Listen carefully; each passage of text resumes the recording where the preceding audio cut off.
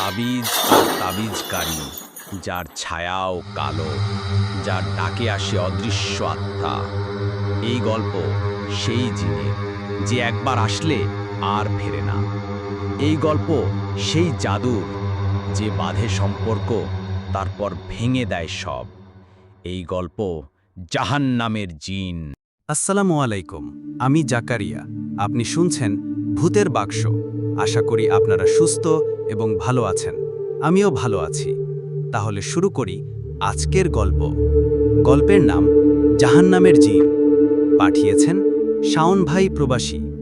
উৎস শাওনের রুমমেটের বন্ধু, নাম রাফায়েল, ছদ্মনাম। গল্প শুরু। শাওন ভাই তখন সুরাবায়ার এক পুরনো অ্যাপার্টমেন্টে থাকেন, যেখানে এক কক্ষেই থাকতেন 3 জন। রুমমেট রাফায়েল ছিল একটু অদ্ভুত স্বভাবের, চুপচাপ, তবে মাঝে মাঝে রাতে একা কথা বলতো অজানা ভাষায়। এক রাতে হঠাৎ রাফায়েল বলল, তুই কি কখনো জিন দেখছিস শাওন? শাওন অবাক, তুই পাগল হয়েছিস নাকি? রাফায়েল মাথা নাড়ল না, বলল, একটা গল্প বলি। আমার এক বন্ধু জিন দেখে বিপদে পড়ছে, সেই গল্প। রাফায়েল গল্প শুরু করল। জাভা দ্বীপের এক গায়ে আছে একজন পিঙ্গাসি, স্থানীয় তান্ত্রিক। ওনার কাছে গিয়েছিল আমার বন্ধু আমিরুল, কারণ সে তার সাবেক প্রেমিকা সারাকে ফিরে পেতে চায়। সারা বিয়ে করে ফেলেছিল অন্যকে। পেঙ্গাসি বলল, যদি তাকে ফেরাতে চাস তবে দিতে হবে রক্ত, 1 ফোঁটা নিজের আর 1 ফোঁটা সারার ছবি থেকে। আর তুই রোজ রাতে 3 বার এই মন্ত্র বলবি, তারপর চুপচাপ বসে থাকবি, দরজা জানালা সব বন্ধ করে। সেদিন রাতে জাদুকর যখন তার কলাকৌশল শেষ করে সেই রাত 12টায় মাটির পাত্রে তাবিজ বসিয়ে ডাকে জিনকে। চারপাশে বাতাস নিস্তব্ধ, কিন্তু হঠাৎ করে যেন ঘরের চারদিকে অদৃশ্য কোনো কিছুর গা ঘেঁষে চলার আওয়াজ শোনা যায়। মাটির পাত্র কেঁপে ওঠে, মাটির নিচ থেকে যেন কেউ উঠে আসছে। তারপর ধোঁয়ার মতো এক ছায়া ঘরের মাঝখানে জমাট বাঁধে। সেই ছায়া ধীরে ধীরে আকার পায়। তার শরীরে আগুনের মতো দাগ, চোখে সাদা অন্ধকার, মুখ নেই, শুধু শ্বাসের আওয়াজ, গর্জনের মতো। জিন বলে ওঠে, তুই আমার নাম নিয়ে আমাকে দুনিয়ায় টেনে এনেছিস, এখন আমার দাবি পূরণ কর। জাদুকর কাপা কাপা গলায় বলল, তোর কাজ শেষ হলেই তোকে ছেড়ে দেব। কিন্তু জিন হেসে উঠল। সে হাসি মানুষের নয়, পশুর নয়, যেন মাটির নিচে কিছুর কান্না। জিন বলে, এই মেয়েটার আত্মা এখন থেকে আমার। হা হা হা হা, তুই যদি আমাকে আবার ডাকিস তাহলে ভোগ হিসেবে তোকে নিয়ে যাব। আমাকে এখন থেকে আমার কাজ করতে দে। হা হা হা হা। এরপর প্রতিদিন মাঝরাতে মেয়েটি কান্না করে, কারো নাম ধরে ডাকে, কখনো জানালার বাইরে দাঁড়িয়ে থাকে, কখনো দেয়ালের দিকে তাকিয়ে ফিস ফিস করে। আরেক রাতে দেখা যায় মেয়েটি শূন্যে ভাসছে, গলার কাছে অদৃশ্য হাতের চাপ, মুখে নীরব চিৎকার।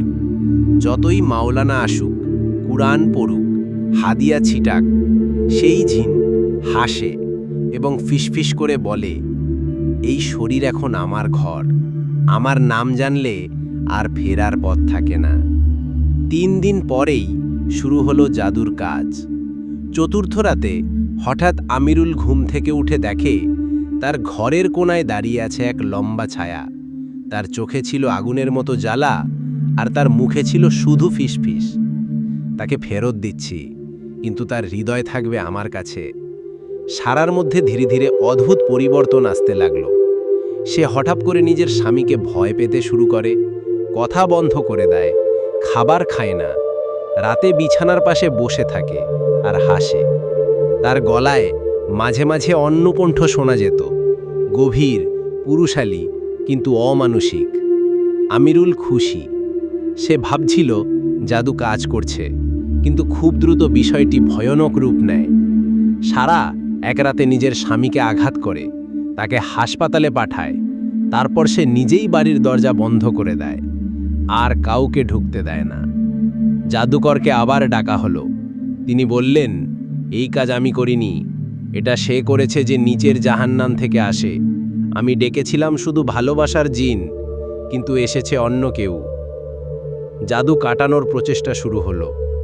একজন উস্তাদ কিয়াই হজি আব্দুল রাউফকে আনা হলো। তিনি 7 রাত্রি তেলাওয়াত করলেন, কালাম পড়লেন, ধোয়া দিলেন। তবুও সারা শুধু তাকিয়ে থাকত, সাদা চোখ, শূন্য দৃষ্টি। মাঝে মাঝে জোরে চিৎকার করে বলতো, সে আমায় চায় না, আমি তার। জিন তখন সারার ভেতর থেকে কথা বলে, তোমরা আমার খেলনাকে ফিরিয়ে নিতে চাও? আমি এসেছি রক্তের বিনিময়ে, প্রেমের নামে প্রতারণার শাস্তি দিতে। এই শরীর আমার, এখন সে তোমাদের কিছু না। কেউ কোনো সমাধান করে দিতে পারল না। সপ্তাহখানেক পর সারা নিজে গলায় ছুরি চালায়। পুলিশি ডায়েরিতে লেখে, মানসিক সমস্যা। কিন্তু আমরা যারা আসল গল্প জানি, তারা জানি এটা কোনো মানসিক রোগ না। এটা ছিল প্রেমের নামে ডাকা জাহান্নামের জিন, যে একবার আসলে তাকে আর ফেরানো যায় না। ভালোবাসা চাইলে চাই ভালোবাসায়, তাবিজে নয়। কারণ একবার জিন আসলে সে কেবল একজনকেই চায়, তার শিকারকে। সবাইকে ভূতের বাক্স দ্য গোস্ট স্টোরিজের পক্ষ থেকে স্বাগতম। এতক্ষণ গল্প শুনে কেমন লাগলো কমেন্টে জানাবেন। এখন আরেকটা গল্প শুরু করতে যাচ্ছি। বলে রাখি, শাওন ভাই 2টি গল্প পাঠিয়েছে, সেই গল্প দুটোই আজ বলছি। আজকের এই সত্য কাহিনী পাঠিয়েছে মালয়েশিয়ায় প্রবাসী শাওন ভাই। তিনি নিজে শুনেছেন তার রুমমেটের কাছ থেকে। আর সেই কাহিনীর মূল চরিত্র একজন মানুষ যে নিজের পরিবার ধ্বংস করেছিল এক ভয়ানক জিনের সাথে চুক্তি করে। এই গল্প শুনলে আপনারা রাতের ঘুম হারিয়ে ফেলবেন। গল্প কালো দরজার পেছনের জিন। ঘটনার স্থান জাভা দ্বীপের একটি গ্রাম। সময়কাল 2008 সাল। মূল চরিত্র ফারুক, এক মুসলিম যুবক যিনি বিদেশে কাজ করে দেশে টাকা পাঠাতেন।